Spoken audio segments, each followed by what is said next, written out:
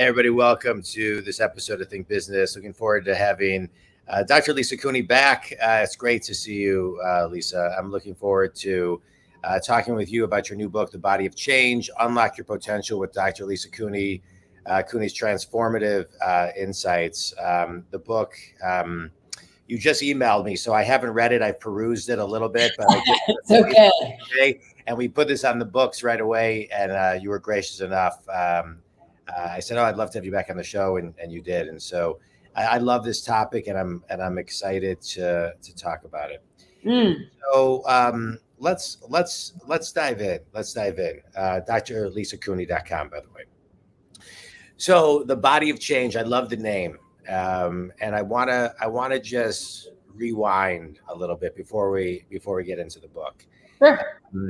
You know, I'm 52, and you know, I think there's, you know, the statement when you run into someone and they say, "Oh, you haven't changed," I think is insulting, right? You know, I hope I've changed and evolved and grown and this and the other.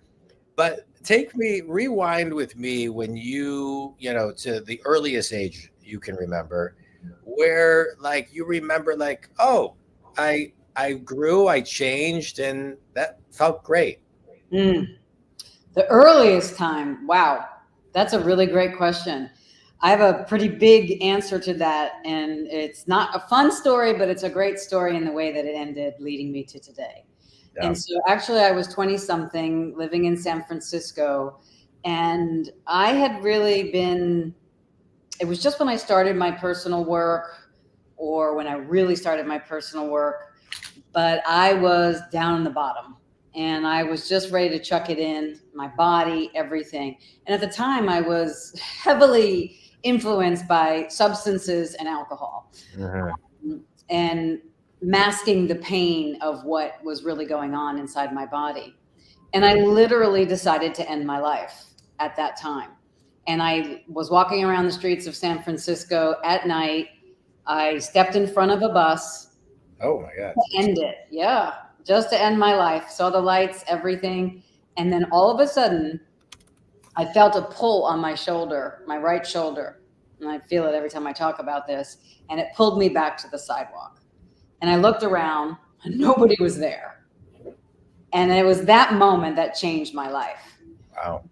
Suicide is very serious. So I'm going to make a little bit of a joke, but I'm putting the caveat that does not mean suicide is a joke. I've had a lot of clients and my own personal work with this. So it's not a joke. It's a real serious mental health issue. But at that moment, I said what I called God or whatever. I just called it out. There must be something else for me, because I can't even kill myself right. And that is when my entire world changed.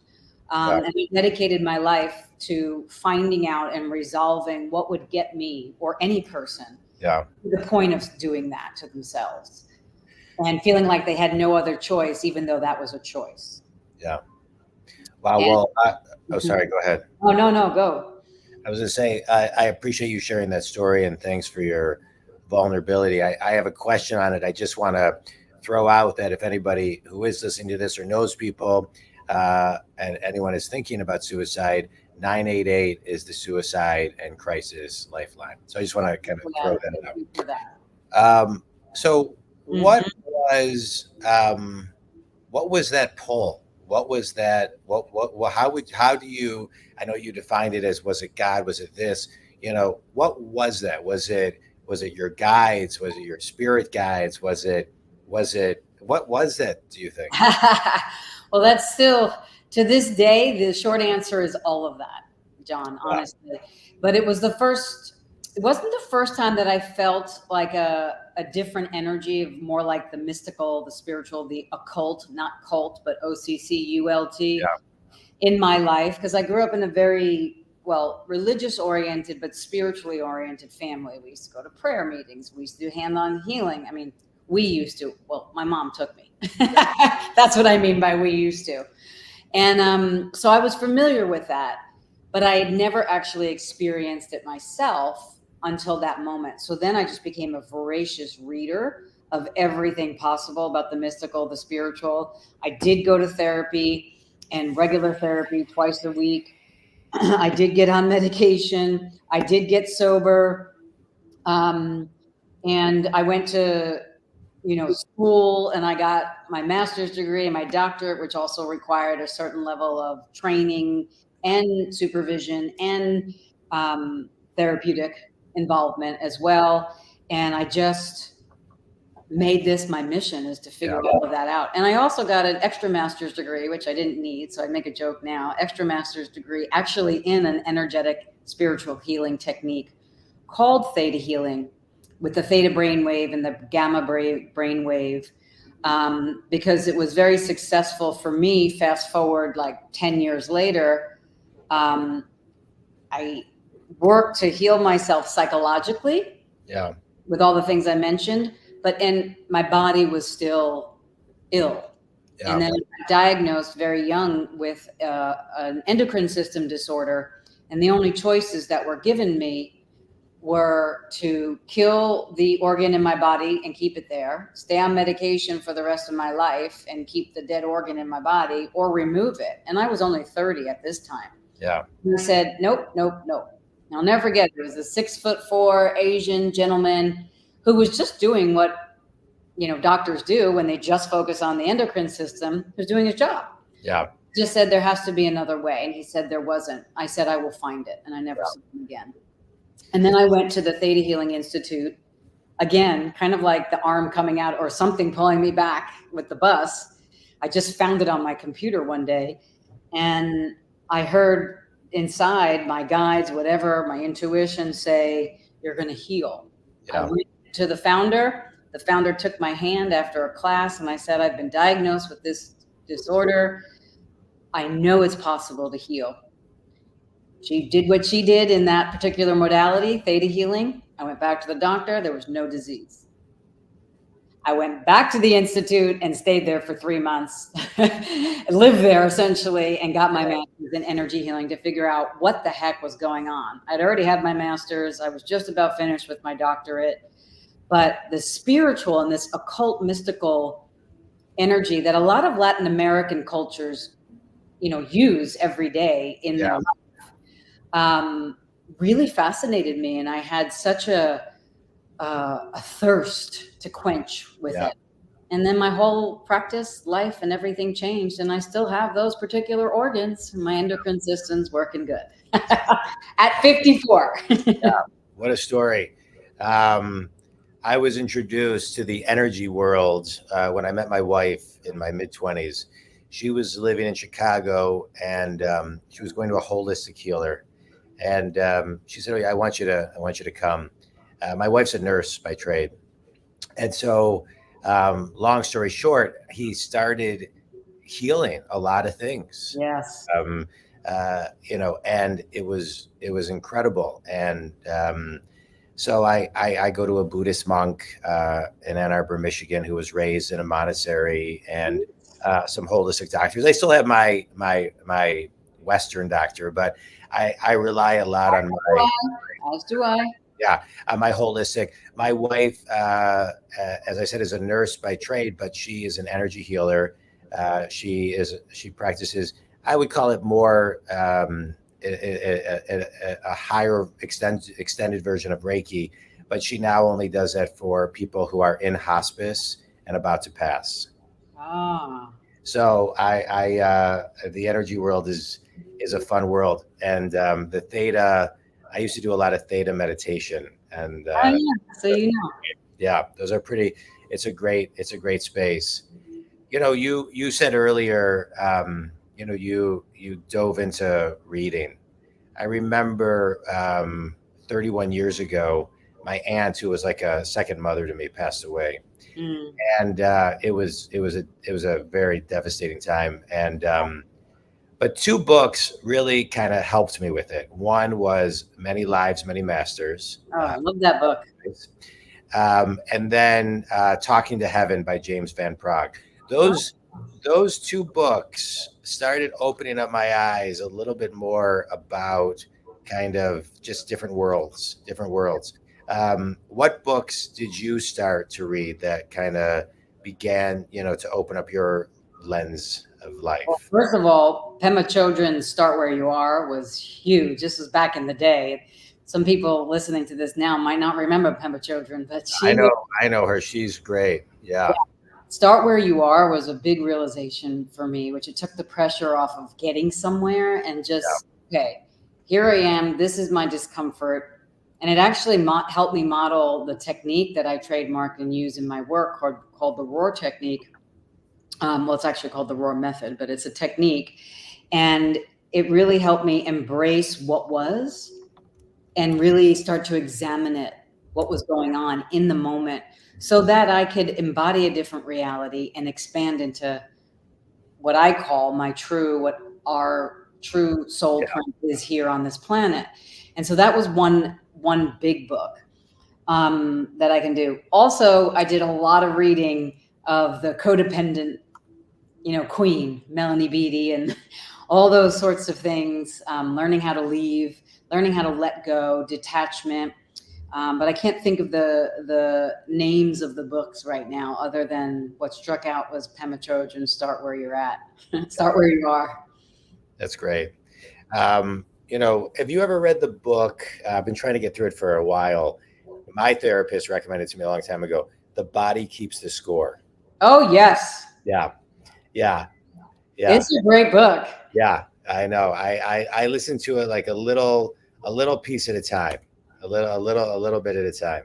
It's informed my work. So thank you for bringing that up, The Body of Change, because when I first saw that book, writing a book about the body and changing the body, and listening to what it's saying to you was something I was doing in my life and with my clients, but it wasn't any kind of formed thing that I could put together. Yeah. I saw that something happened in my body, and I was just like, I need to see what they're talking about, because I know this and I know something about this, and I wanted to contribute to that, let's say, school of thought about our bodies, because so many people and young people that I've worked with, and I'm sure your wife and you've also had, people that we're getting sicker and sicker and sicker. Yeah. Sicker and sicker and sicker. And it's like all of a sudden everybody's so sick. And why? Yeah. From, women that are running Citibank and managers to, stay-at-home moms to lawyers and judges and all these sorts of things. And I'm like, what is going on in our world? Is it the food? Yeah. Is it our thoughts? Is it the water? We're just bad luck. What's going on? And so I really wanted to get to a little bit more information about what the body, listening to our bodies, could do, because it does remember everything and keep the score. Yeah, I love it. And when I worked when I had my clinic in San Francisco, and I worked specifically with trauma and addictions also there, and sicknesses, like diseases. Yeah. And they kept coming in and saying, I don't remember, but I have a sense that this really shaped, who I am today and how my body functions. And I would say to them, just for today, just for this session, would you be willing just to allow your body to be right? Believe everything it says, and let's just see where it goes without having to take it out of the room, confronting somebody, or, putting yourself in a position that you're not ready for. Let's just let your body talk. And that was one of the most successful, conversations I've had with tons of people since then. Yeah, that's beautiful. For today, what would your body say about that? In fact, before this podcast, I did a session with a woman, and she had all this anxiety and franticness in her chest, and it was related to her son, and she had never put it all together, what it was connected to. Yeah. It just takes time to make space for yourself. Right. Listen in. And that in this fast iPhone 15, 16, 17, 18, 27, happening within every 3 months, we can't even catch up to ourselves sometimes, let alone sit and feel into our body. I tell people when they call me, I'm a business coach, and I work with solopreneurs to Fortune companies, everything in between. And they will ask me, like, what exactly is business coaching? And the way, after I talk to them about, ask them a lot of questions or this and the other, what I share with them is very similar to what you just said, is I create a space for my clients to get to a place they can't get to on their own. Yeah. And the questions that I ask them get you deeper into that space, because then you can really do your work. And then we give you an action. And then we work on an action plan. So when you come out of that space, you actually can bring that space with you in your day to day a little bit more with some clarity. But to your point, most people, and especially I think I see this a lot, Lisa, much more after COVID, they can't catch up to themselves. They can't catch up to themselves, and they feel more disconnected. And I see companies, like when I'm doing keynotes, where they want to have part of their keynote where people just reconnecting their people is a big piece of it. I think that's beautiful. And I'm so grateful that you're doing that, because I see that every day as well. Even when I'm working individually with my clients, and getting to do it in a group setting like that is just amazing. Yeah. Because we really are moving with our heads and our bodies are back here, but there is no connection. Yeah. Whether you're 22 or 62, like I see it all over the place, and it has exacerbated since COVID. So I wholeheartedly agree with that. And I'm so glad to know that that's going on. Yeah. It's like a daily practice. I had to create a daily practice for myself that I call my creation station, where I just spend, it started out as like a half hour. Now it's more like, 10 to 15 minutes. And on those good days that I actually create the space for a half hour again, I'll stay longer, but I still do it now, 5 years later.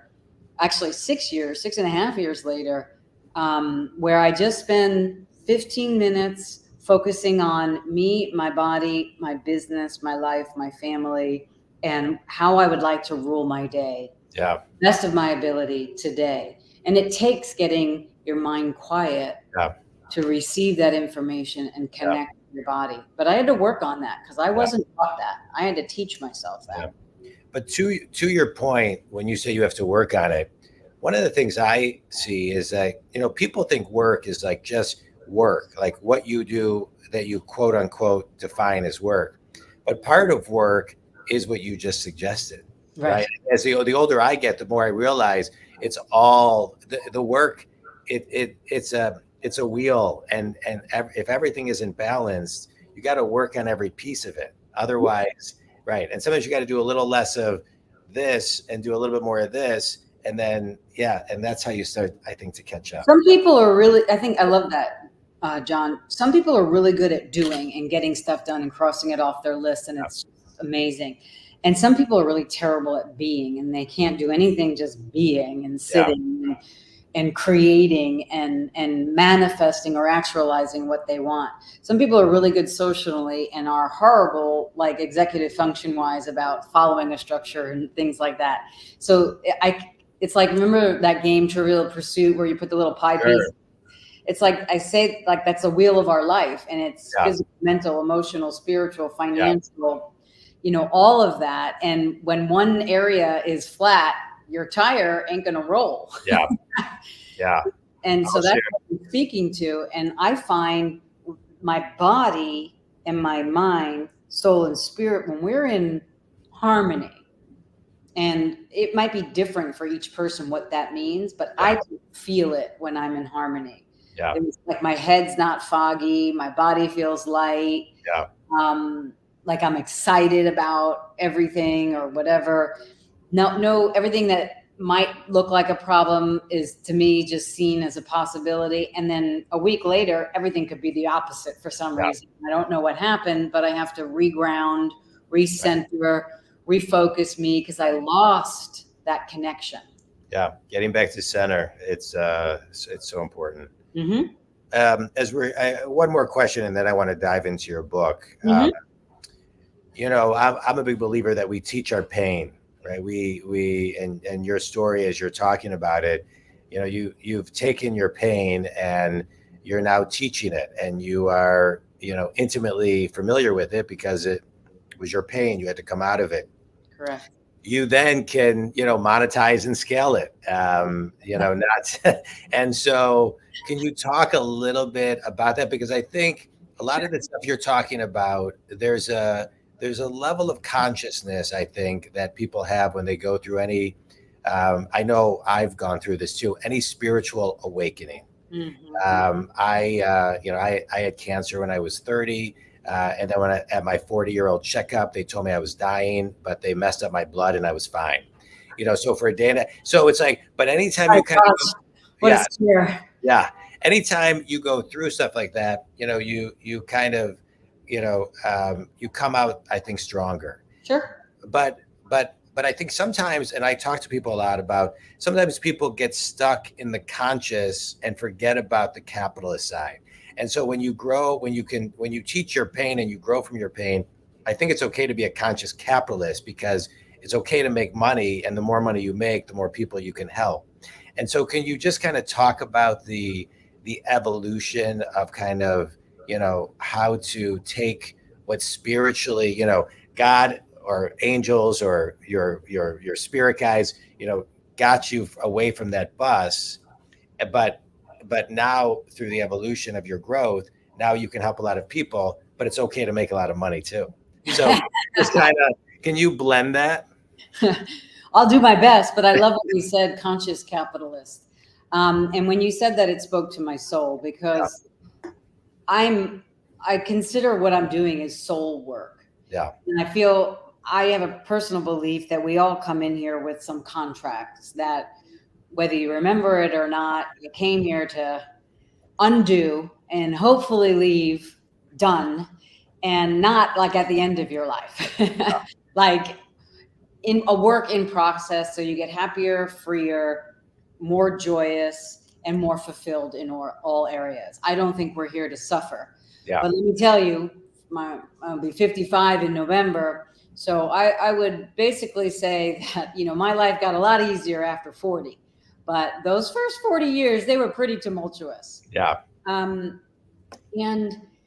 I really always thought, when I was speaking that, or working outside professionally, that if there has to be at least a handful of people that have gone through similar pain that I have, that may not have had access to hearing a story like mine, which is a story like yours or whomever. I'm not making it just mine. But like that would also open a door for them to reconnect to what they're actually intrinsically doing here. Right. Yeah. And so it was always from the soul that I did everything, whether I was in Turkey, Istanbul, or Germany, or Brazil, or Mexico, or America. My soul was like, you don't need to live like that, because I used to live like that. And somehow I knew that something was different, but I had to lean in and do all this discomfort and uncomfortable work and pain to undo it, Yeah. to find a way out of it. And then I created the techniques and the books and, videos, podcasts like this, to just speak it so people can hear it. My books now are in 11 different languages, all of them, including this one. And it's so people in other countries, not just English speaking countries, can receive this information, because it's larger than a country. It's the body, and everybody has a body. Yeah. And I grew up with a lot of hatred on my body, but it wasn't necessarily mine. I was hit a lot. I was spoken to horribly. I was sexually assaulted a number of times. I put drugs and alcohol in my body and blacked out in my 20s too many times to even remember. Yeah. But also did the work to heal those blackouts, right? Not just through the recovery world, but more of the occult spiritual techniques that we're seeing come out now. And I was just like, no matter what, I'm leaving this life with a better relationship with my body, where I can actually say we're friends. Yeah. And I think that the greatest disease on this planet is the fight and war within ourselves, psychically, psychologically, and that the body keeps the score. Yeah. Yeah. It reminds me of something, Sacred Contracts, Carolyn Mice. Good one. Great one. yeah, she talks about the biggest betrayal is the betrayal of yourself. Oh To yeah. to your point, yeah. Every single person I work with, besides when they're done and we get through the other that they're mad about, the situation, the presenting problem, the presenting person, the presenting issue, it always ends up with ourselves. Yeah, And I miss that. yeah, I said yes when I meant no. I said no when I meant yes. I let them treat me like that. I created a pattern like that. My marriage, I never said this, like everywhere. yeah, And then once we get past that and they release that obligation to, let's say, abuse yourself and not have your own back, then everything's cool in yeah, my life and everything's better. yeah. And life is easier, less problems, more joy. Yeah, you just got to look in the mirror and stop pointing fingers. Yeah. All right, let's talk about your book. So let me just say this as I kind of talk about your book a little bit. Mm-hmm. Uh, your healing work that you do is great. I did a session with you. It's been a little bit. My wife has done a session with you. We both individually, we did individual sessions. We loved it. Um, Zach Brown, founder and CEO of the Zach Brown Bank, Gwyneth Paltrow, founder and CEO of Goop, and the actress. Also, our clients of yours, they are Gwyneth is the forward of your book, testimonials from both. Your book, I just want to kind of read a little bit about you that's kind of summarizes a lot of the stuff that you have shared. You're a leading expert in personal transformation and trauma recovery, focusing on soul therapy, life coaching, and spiritual transformation. Creator, as you've shared about the groundbreaking Roar.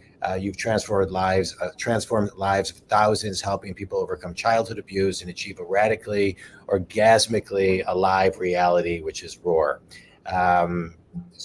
And now you have your new book, The Body of Change, Using Your Body to Heal, Love, and Empower Yourself, by Dr. Lisa Cooney. I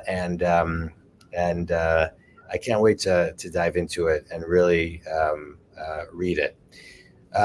So a couple things, when it comes to, using your body to heal, and you've talked a little bit about this in love and empowering yourself, I want to kind of work backwards. And so, and you can bring out any elements of the book to define this, obviously, but, I think people, to inspire someone and to empower yourself are two different things. Mm-hmm. And so your tagline is using your body to heal, love, and empower yourself. Let's start with empowering yourself. How does the book, feel like the book is an extension of you. So how do the two of you, guide people to empower themselves? First and foremost, and I always say this, it's like learn your yes when you mean yes and your no when you mean no, and learn to stick to it no matter what.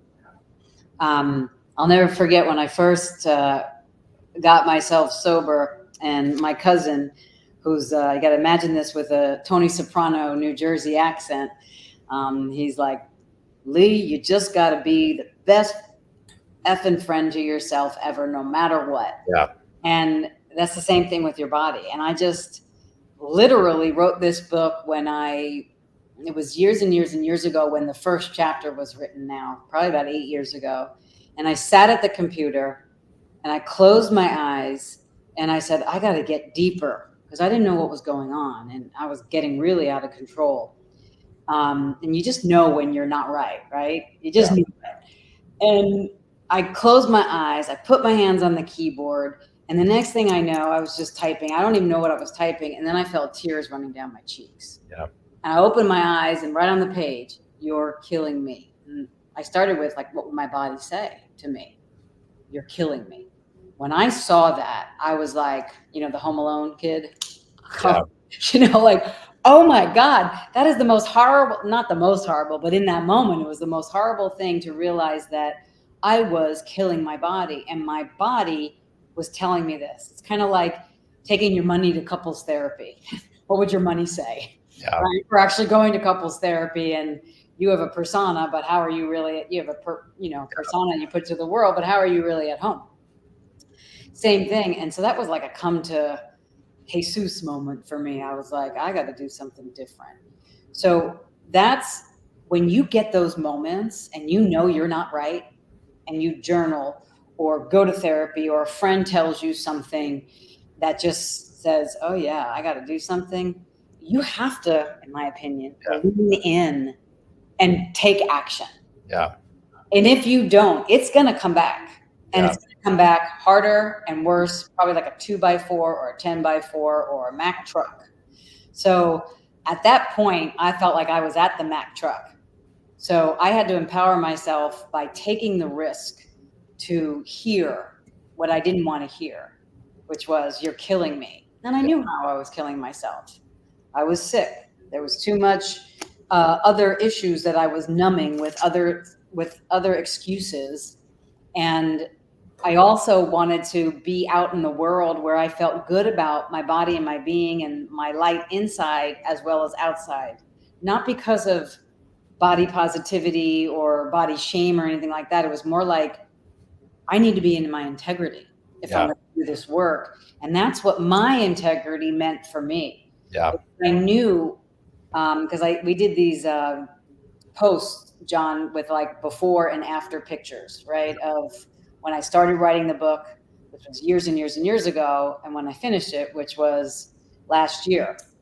And then all it takes to get it published and all of that. Yeah. And it's two different people. I look like two really different people. I mean, maybe you can see the smile might be the same, but there's a smile hiding a lot of things in the old picture, and there's an energetic alignment in the new picture. Yeah. And that's what I was looking for. I didn't know that so many years ago, but I can see it now. And that's when I knew it was time to empower myself by getting that book out of there, where I could really do some different teaching with people, bodies. And especially after COVID, I was like, all our bodies got so taxed with so many different things, whether you took the jab or not, just in what happened in the world. Even my own son, he had to, for school purposes. And long story, I don't want to get into opinions and all those sorts of things, but he was an adult, he chose it, and he almost died.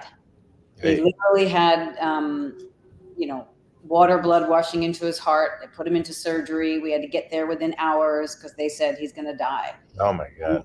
He was only, 21 at the time. And no, 20, sorry. And it's 2 years ago now, and it was the worst day of our lives. And his life has just gotten back on track today. But I've done a lot of work with him and his body at 22, and other healers that I've employed to help him continuously for these last 2 years, because his mind got so messed up. I am sorry. Like, we're losing him. Yeah. And I'm like, no, we're going to love, heal, and empower you. And I don't care what it takes. Yeah. And I'll do whatever. I'll take you wherever we need to go, and I'll introduce you to wherever. And then we found the gym for him, and he's building muscle now and getting his body back, and the scars are all hiding, and he started they're going away, and he's starting to date again. He's back in college doing his life, so everything's great. Great. Man, it was really scary. I'm sorry, Lisa. Yeah, that's good. Yeah. And then my family, and what I see with clients, and our bodies are just taking such hits. So I detracted a little bit, but empowering yourself is, even with other family members, if there's a problem, lean in and say something about it. This is like the airport theme now, right? If you see something, say something. Yeah. That's what I feel like the best thing of COVID happened is, like, if you see something, everybody's saying something. Yeah. And I think that is great. Yeah. Yeah. Well, I'm glad your son is better. Thank you. To hear that. But yeah, you bring up a really good point. I mean, and leaning in, and I think leaning into that type of conversation you're talking about, but also being, leaning in, but being open to a conversation. It's not just, lean in, dump, and then walk away. Lean into the full conversation. It's interesting. You talk about saying yes and no. And I think I'm 52. I turned 52 this year. And I think saying no to things is, it's been a big change for me this year. You Yeah. know, boards that I sat on, that some nonprofits that I just didn't want to do anymore, or places that I, belong to that I didn't want to be part of anymore. It's just like, and just kind of saying, and it's one thing to think no, or I hate going to this, or I'm not enjoying this, but then to really like make the move and to say no, it's great. It frees up a lot of energy and a lot of space. So I have so much to say about that, but first and foremost, congratulations. That's awesome. yeah, yeah, it was great. I mean, I've been sitting on committees since I was like nonprofits for like since I was 23. Yeah. I just am done. I don't think I'll sit on boards of like companies, but I'm not going to sit on nonprofits anymore, because it just, for me, I can never use my real voice. And when I do, people like, it's like, I think I'm bringing out something obvious that everyone should be talking about, but nobody wants to talk about. It's my perception, by the way. It feels like, so, a lot of parts of the world like that, not just. yeah, you become the outspoken, and then, and when you don't speak, I don't feel true to myself. So it's I know. Yeah, so it's interesting because this theme has come up a lot. I literally just saw a post 3 or 4 days ago from Gwyneth Paltrow on her social media that said she was dancing out in the rain in the Hamptons because she's doing some work out there apparently, and she was saying, what a great way, because it's raining, to dance away some of the situations, people, places, events that no longer fit for me, and I'm saying no to. And I was like, this is exactly what you're saying. Yeah. And there is such a freedom in that, but that's the embracing. You can't make that move if you don't embrace the fact that there's something uncomfortable for you, or that doesn't work for you in those environments anymore. It may be about the environment. It may be about people in the environment, but it may just be like your soul, your contract for that particular position is done for now. And that door has to be closed so that you can open the door, so the universe can open the door and you can walk through it. Yeah. That's more in alignment with where you are now. Correct. So that's also that's a way to empower yourself, is to, I know for me, it was like when doors closed before I was ready for them, I'd be like trying to pry it open with a crowbar and keep it. And that never worked either. Yeah. So I've learned to like pause, postpone action until serenity exists, let the door close. And then if it's, not my will, so to speak, let the door close, and then be like, how appropriate is that? Is this a possibility or is this a problem? And it's usually a possibility, not a problem. Yeah, I agree. And that's the empowerment. Yeah. But you have to listen in. You got to listen in. Yeah. You got to listen in, and then not feel guilty for, saying no. Guilt is not appropriate when you ask and act on your behalf. But in this reality, it's more the norm. Yeah. Because you're usually feeling guilty for the obligation or the perception outside of yourself versus your own action. And that's the rub there. When you find who your guilt is really related to, it's usually your mother or your father or child, an old boss or situation, but it's not you. And most people miss that. And that's the crux of creating ourselves in situations that are conflicts. Yeah. And then putting stress on our nervous system, putting, brain fog in our brain because we don't want to be there, or that resentment, like, oh God, I'm driving to this thing, I don't want to go. Or now it's more like I'm on Zoom with this thing, so I'm driving to my office in my house across from my bedroom, that kind of thing. But you get it. I get it. So let's talk about some of the elements of your book, right? We're not going to get into all of it, and I want people to go buy the book. But on this topic, chapter 2, what's holding you back? And you talked a little bit about, how to empower yourself and to say yes or no. But how do people step into their voice? How do people step into their, kind of uniqueness? And how do people kind of, step into themselves to get to their next level / on the path of their potential? Great question. And there's a lot there. So one, to step into your voice, you really have to spend some quiet time figuring out where you're saying what's really true for you and where you're not. Yeah. And sometimes it starts at home or with yourself, right? Yeah. And certainly we're all going to have, if we have bosses at work, there's certain ways you got to be, and diplomacy is very important, but you got to find out what is your voice. Where would you like to have your voice? Where are you good at with your voice? And where have the conflicts been that people haven't received your voice in the way that you would like to be received? And are there any issues in your family system? Yes, your family system that you grew up with that makes you hinder somehow. You're still believing that it makes you hinder your full voice. So that's the first thing. Again, I do everything about getting quiet, checking with myself. And I know that even as working with clients, I know they're going to get on. I ask them, so how can I contribute to you today? What's the presenting problem, let's say, in your world? And they'll tell me and talk all about whatever the problem is and the person and the situation and who did what and what did who and all that. And then I'll be like, okay, so where does that hit you in your body and what does that bring up for you? Yeah. Because I don't really want to hear, I will hear them, first of all, because they have to get it out.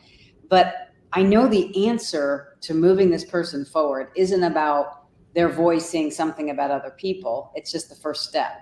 It's like, what does it bring up for you, about you? And so I help people find that. That's like the soul work of it. Then when we do that continuously over and over and over again, something starts to wake up, what I've seen in the body. And a rabbi that coined this term, soul printing, when I was writing my soul print, when I was writing my dissertation years ago, and it's based in the Jewish spirituality, and it says, your soul print is likened to that of your fingerprint. It's unique to you, but it's more unique than anything, just for you. But unleashing your soul print on the lips of this reality is the quote unquote goal of spiritual living. That's according to this rabbi, right? And when I first read that and used that in my dissertation, something again resonated in my body. Notice how I'm very kinesthetic. I feel things very, very strongly in my body, and I pay attention to those messages. As a kid, I couldn't even look you straight in the eye, John, if you knew me as a kid, because my ears were so sensitive that I would look this way when people would talk to me because my ears would hear it versus eyes. And so I had to teach myself how to look people straight in the eye. So I'm saying that just in case other people have these issues. Sometimes you're visual, sometimes you're auditory, sometimes you're kinesthetic, sometimes you're all three, or sometimes you're two out of the three, and one isn't exactly embraced yet, but they all can be. So going back to the soul print, because that's more of like finding your voice, finding, who you really are and what way you learn and how you hear things visually, auditorily, or feeling wise. And then once you start doing that with your voice and understand yourself a little bit more and know that you're unique and that you have something that nobody else has and it's unique and special to you. And that is what we're all here to unleash, whether it's a mom, a lawyer, a podcast, business coach, therapist, healer, a judge, recovery specialist, whatever. And a book writer, author, Oprah, it doesn't matter, whatever you're here to do, you can't find that if you can't find your authentic voice. Yeah. And go ahead. I'm sorry, I didn't mean to interrupt you. I was just going to say, I think when you find what you're in alignment, and you're doing, I love what I do. I mean, I started my business in my early 40s. It's been a little over 9 years, but I feel like I can do my work in the career that I'm in. Yes. And so, all my clients, everybody's different. And I don't necessarily want to talk about myself, but what I just want to put out there is for those who are kind of listening and kind of trying to figure out what that feeling is. Mm-hmm. The only way I can describe what it feels like is, and kind of based like on a little bit what you're saying is, it just feels like there's a line going from like this down the center of my body, from like my top of my head down, and then kind of like, down past my stomach all the way down. And when that feels like it's in a straight line, I feel that's how I feel. I love that. That's really Yeah. beautiful, actually. Yeah. It made me actually think about when I did some recent photos, professional photos, but it's on the book and whatever, just to do the back and forth. I remember going into that photo shoot, and I wasn't really associated with, this is more professional, but it's also personal. I wasn't really, I was going as Lisa, period. Yeah. Yes, I'm a doctor. Yes, I have this and that, and yes, that and this and whatever. And I've done this and that. It didn't matter. But I was just going as me. And I remember feeling a little like frenetic inside, but it wasn't the frenetic that is anxious. It was the frenetic that was excited, because I was like, that's my alignment. Yeah. I'm in my soul print, being me. And yes, I have this training, that training. I've been a part of that and part of this, but none of it mattered. I was actually internally and externally just me. Right. And I was showing that. And that to me is the soul print, the highest goal of spiritual living. And I'm not done. That's just where I am now. So I'm still, after this book, I'm like, okay, what next? What's next? Where I'd love your thoughts on this too, because I think when you're in alignment and you're in your soul prints, and you're kind of service in that space. Like I feel like I'm in that space, and I think, but I also think what's important is humility and gratitude and confidence and courage to talk about your failures and your lessons. So like when I tell people like I got a 7 on my ACTs, and then the year after they changed it to a minimum of 14, I think actually there was I don't know if this was fact or fiction, that a monkey actually took it the year I took it and got like a 12 or something, or that I got a 720 total on my SATs, or that I'm dyslexic, or, like I can like list things that it's like, at first I feel like sometimes people like question if I'm telling the truth, right? Because I say it, so it's just like it is what it is. I don't feel like I'm not smart, but I also know I'm never the smartest person in the room. But I know my qualities that can outpace other people, right? And so, like I know I'm not Jeopardy smart, but my EQ is really high. Exactly. Yeah. So I think that's part of it too. Like when you're in alignment, you kind of, and you can't do this, I think, in corporate America always, because there's just different like energies around it. But when you can kind of just tell it how it is, it is what it is. It is what it is, and maybe corporate America over the next couple of years, decades, may start embracing this new worldview that so many people are opening up to, like you. I know exactly what you're talking about there. And I think it's really, I love how you said of service, because I don't feel like I work. Yeah. And I work hard every day, just like you do probably, and a lot of other people, but I don't, it doesn't feel like work for me. It feels like I'm being of service. Yeah. I literally say, how can I contribute to you today? I have like 6 women that are being first-time moms, from different experience to no postpartum depression to like world's been toppled, don't even know how to exist. Yeah. To people working on Wall Street or in New York, very well educated, very elite, overdose, cocaine, alcohol, but I don't have a problem. To my child, was born with this and is physically acting out. Like it just goes all over the gamut. And I'm just like, okay, that's just the drama of life being really yuckily lifey. Yeah. But okay, how can I be of service to this person to get a little bit more out of the negative homeostasis to, let's just say, for lack of a better word, positive homeostasis, and more connected with their soul and spirit. Yeah. And it's of service, creating that space for them to remember who they really are, not what they've become because of what is happening. Yeah. Yeah. You do beautiful work. I mean, I loved my session with you. My wife saw you. I want to say on an episode of Goop she was watching. Would that be right? Were you? I don't know. She actually Gwyneth wrote something up. I didn't know this. This is how I found out. Gwyneth wrote something up about the sessions that she had done with me and sent it out to her private list. And one morning, and like a Monday morning, I didn't know this, I woke up and I had all these new clients paying for sessions, and it was just coming in. And then I texted her, I asked her assistant to give me her number, and I just said, or just tell her thank you. And then he gave her my number, and she wrote back to me. She's like, "Are you happy?" And I was like, "That's amazing. I never expected that. And thank you." I mean, Yeah.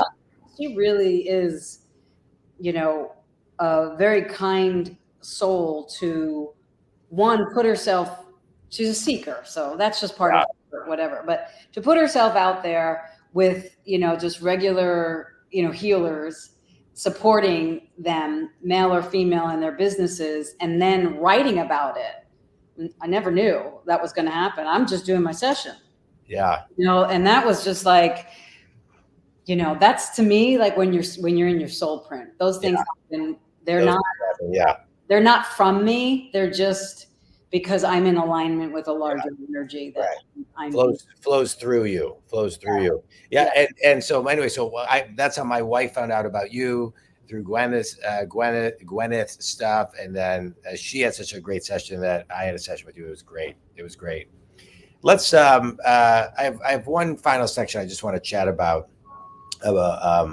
healing the disconnect. I think we talked a little bit earlier. It just seems to me people feel so disconnected right now. I have a lot of companies. There's like this kind of uptick in people having me come in and doing keynotes. And part of the keynote is to reconnect their people, reconnect the people with themselves, and then move into whatever element of business that I'm there to kind of, do an interactive experiential kind of workshop. But there's this constant theme of getting people just feeling reconnected with the team, the collective, and more importantly, themselves. And so when you talk about in chapter 5, healing the disconnects, how do you mean? Oh, I mean the disconnect between their body and elements, let's say, body and earth. Yeah. How do they start? Yeah.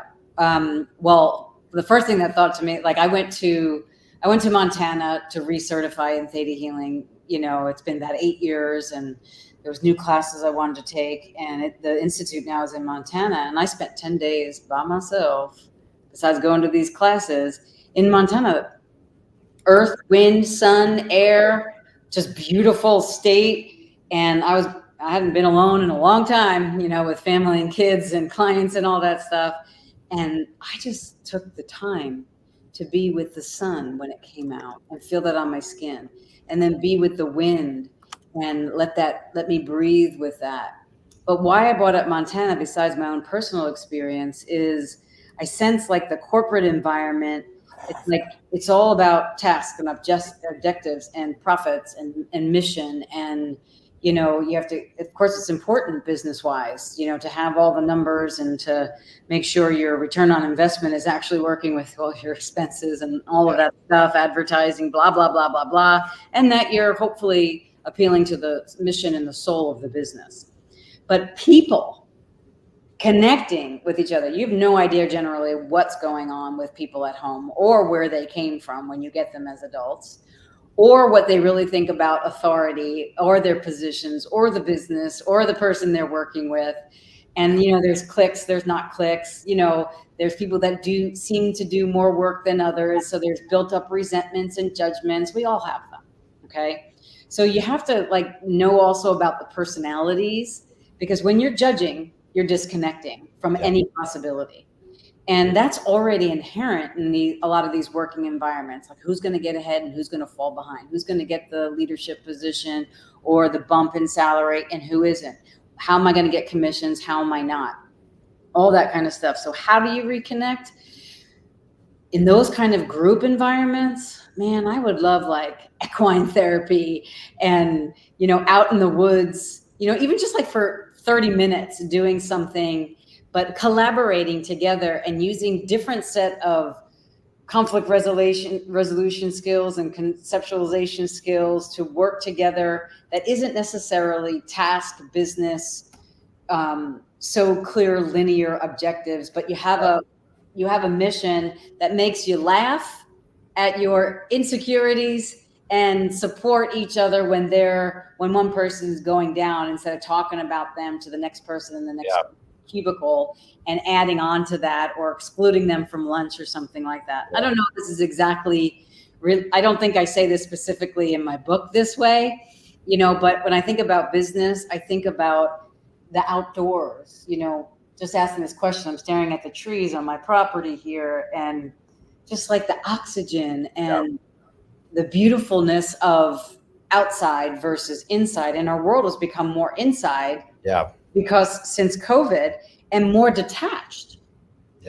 Even myself, I have to, if I'm doing 8 hours of sessions a day, let's say, I have to after my sessions and in between each session, I have to stand up, ground myself, go outside, feel the sun feel the breeze, feel the wind. It's 110 degrees now in Texas. It's not very easy to do that because it's humid, but I like to get out there and reconnect and just feel myself, close my eyes and breathe. And so a lot of the reconnection that I talk about in the book with exercises is finding out what you really feel what's really going on when you're frenetic, when you're anxious, when you snap at someone, when you're procrastinating, when you're not enjoying your work, when you're not enjoying somebody, and leaning into that so that you can change who you are. Because if you change who you are, then you'll change the energy around you, even in cubicles. And I just worked with that with a 22-year-old who moved over from Australia to New York and got a visa and got a job in New York City, one of the harder cities, Instagram influencer stuff with, and a new business. And she's having a little bit of a hard time. And so some of these principles that I'm talking to you about now is what I did with her. And some of the exercises in the book I did with her. And it really helped her to center herself in her own presence as a friend, being a different energy that she wanted to be perceived as, not the energy that she was being perceived as. It's very different. I love it. Lisa, you're great. I always enjoy talking with you. Same to you, John. Thank you so much. Wait, let's do a quick speed round. All right. So you mentioned your book, or mentioned the book earlier. Start Where You Are. What's another book that's had a big impact on you? Oh, you're going back to the books. Okay, let's see. Believe it or not, Codependency No More was a really big book. I did love The Sacred Contracts, the one that you mentioned, Caroline Myss. I really love Dr. Wayne Dyer. I know he's been passed away now for a while, but that when he started doing Power of Intention, so good. One of those, I'll never forget. Change the way you look at things, and the way you look at things change. I mean, that to me, I didn't even have to read the whole book. Once I read that, I think I've said that to every client since I've read that. Boring if you come see me. I love it. That's what I'm doing with soul work. Change the way you look at things, and the way you look at things change. I love it. And for all those out in the recovery world, which I know isn't everybody, in the population, I have to say, if you ever have to read the big book because you have this particular issue, if you could take away the patriarchal nature of it, if that doesn't bother you so much, and just read the content of it, it is so real and so true. And it's a really good just checks and balances on your own consciousness, honestly. I love it. Best piece of wisdom you've ever received? Best piece of wisdom I've ever received. I would have to say, by sitting in those recovery meetings in my early sobriety years and years ago, not one particular, oh yes, I know it. I remember one guy said to me,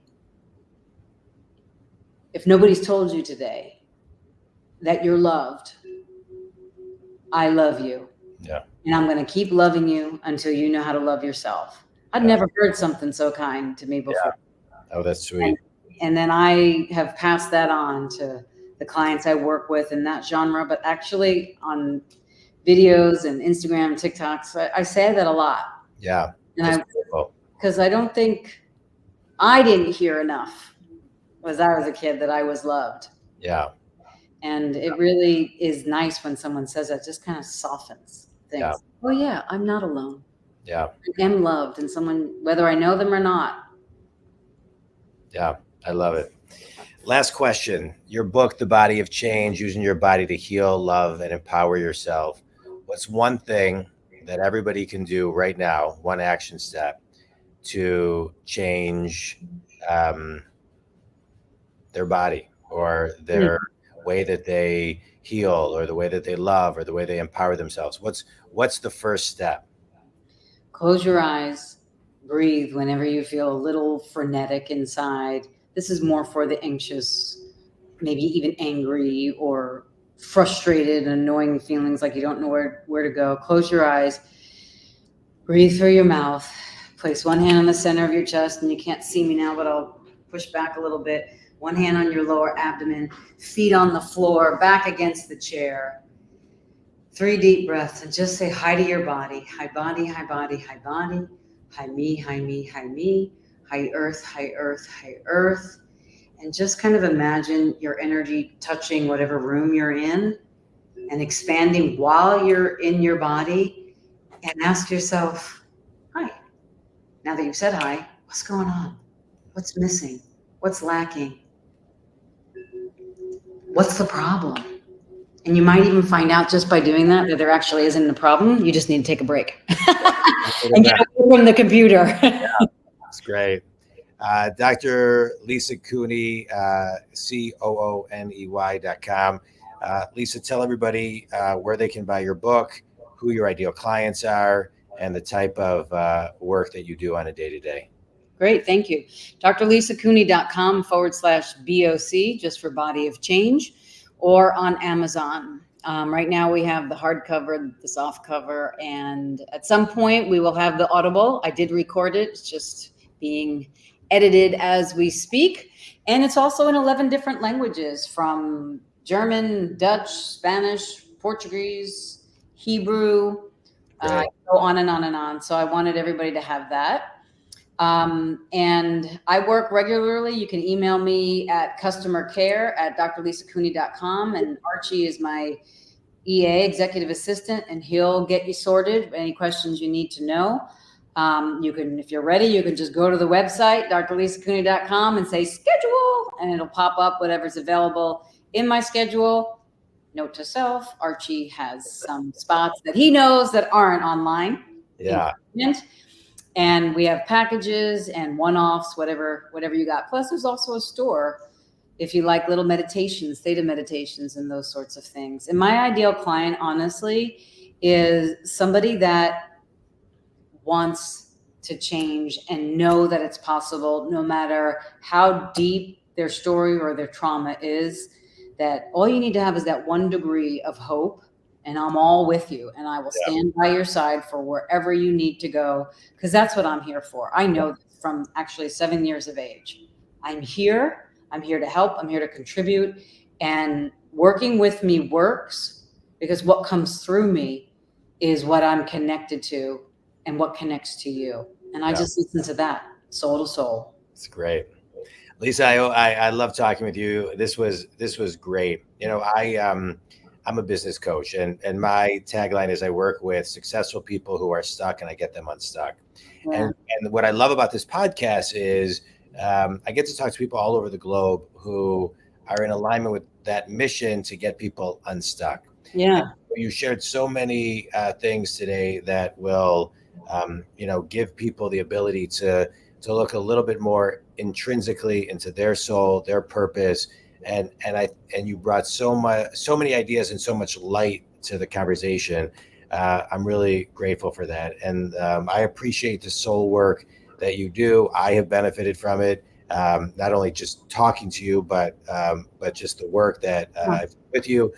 So has my wife, and so have many people all over the place, I know. So keep on doing great work that you do. It's special, and I'm appreciative of it. And thanks for taking time to be on my podcast today. I have one more thing that I just remembered, John, and Yeah. I thank you for everything that you said. But this is a tagline from another person that has inspired me greatly. It's by Maria Shriver. Yeah. And her and her son set up this mosh bar. I don't know if you. Oh, sure. It's funny. I just saw it. Just showed up on my Instagram yesterday that they were on Shark Tank and da da da da da. Yeah. I saw it on Shark Tank. It was phenomenal. Yeah. But they have a tagline that says, "Be kind to your mind," because it's also the ingredients. Yeah. Yeah. It leads to Alzheimer's research and some of the stuff they set up. But that phrase, "Be kind to your mind." Yeah. Whenever I'm eating one of those mosh bars, sorry, my New Yorker's coming out. Yeah. I'm always like, oh, I'm being kind to my mind. So that's what I want to leave you all with. Be kind to your mind no matter what, and know whether it's John or me or the millions of other helpful people, contributory people out there, there's somebody there for you. So just reach out. You're not alone. Thanks, John. That's great. Thanks, Lisa. Bye for now.